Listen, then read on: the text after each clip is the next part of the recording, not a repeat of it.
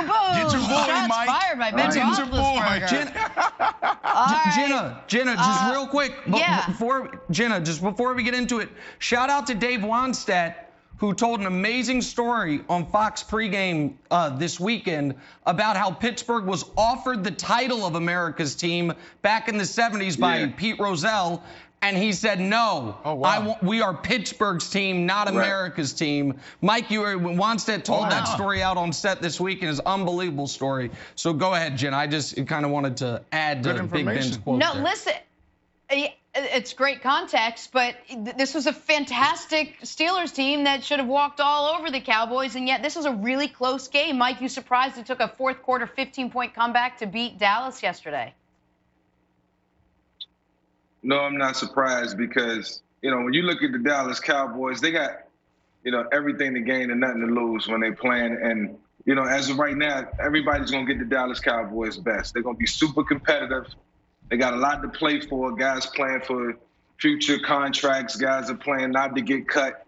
It's a lot of incentive over there for them. And, obviously, with their record, they're going to give you their best. Pittsburgh, it's a game that they were supposed to win, but it was more factors and things that took place than expected.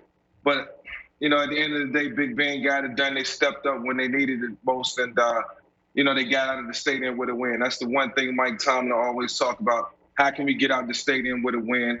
They found a way to do it. Another tough loss for Dallas, but I would have been real upset if Pittsburgh Steelers wouldn't have got out of there with a win. Yeah, Mike, you would like to see, one of the best teams in the NFL beat one of the worst teams in the NFL just a little bit differently.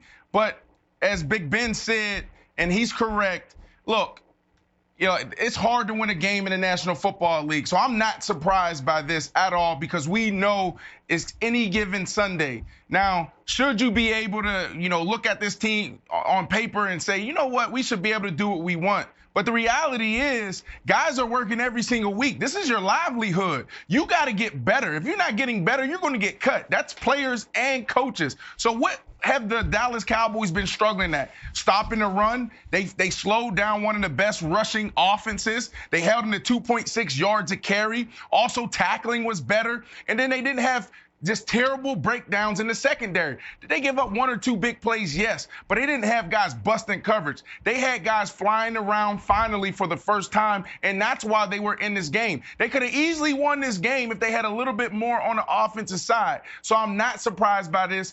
Big Ben is right. You're going to get your best when you're the Pittsburgh Steelers. Guys come into this game, and they're like, you know what, that's Big Ben, that's Juju over there. Let's go make this thing happen, and that's what the Dallas Cowboys almost did.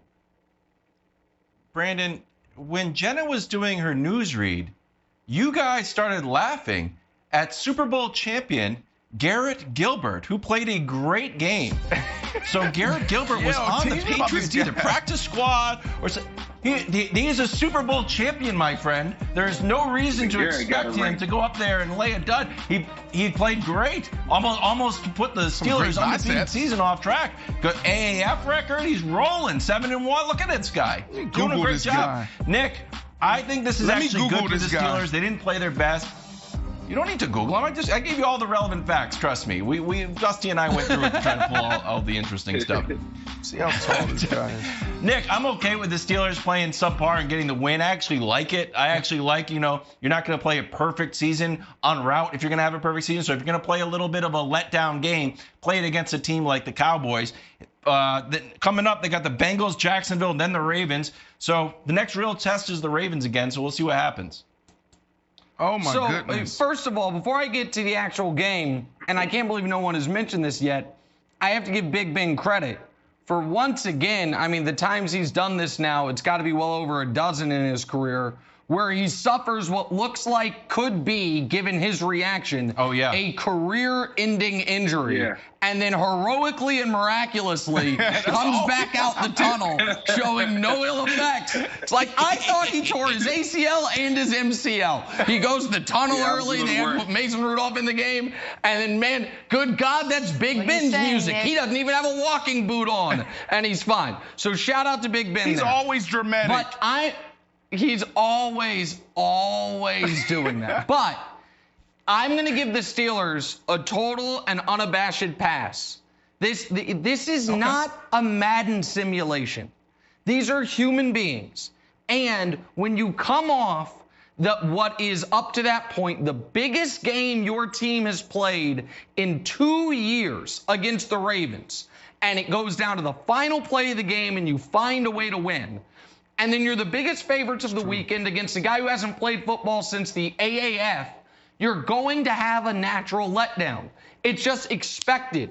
And so the Steelers are now at a point, to me, where it's almost survive in advance. They are tracking towards 15-1. They are trying to get the bye.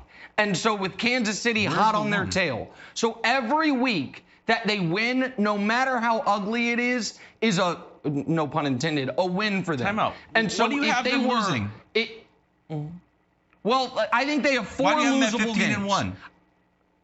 Because I think they have 4 games that could go either way. Baltimore, I've got them written down. Baltimore, at Buffalo, Indy, and Cleveland.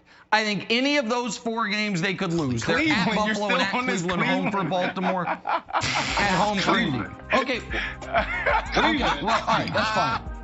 Everybody can laugh at that. That's fine. I mean, Cleveland beat them last year, and whatever. That's fine. So, okay, hold on. All right, y'all all got jokes. I'm going to mark this down real quick. This is not supposed to be the topic, but I'm going to mark this down. Hold on. Mark my words. That game in Cleveland will be a 3-point spread. So Vegas will have it as a close game. I guarantee it. I don't know how it'll play out. We'll see. But Wilds, you seem to think they're going to go 16-0. I don't think they're going 16-0. But 15-1 could get it done. I don't see a loss on the schedule. You might see Cleveland if everything's locked really up good. And your Chiefs have already lost and they've got the bye, then maybe you're right. So but you're going to count that in week 17. Thanks for watching. Subscribe here to get the latest from the show. Also, be sure to check out more of the best clips from First Things First, or go watch a few segments from our other shows on FS1.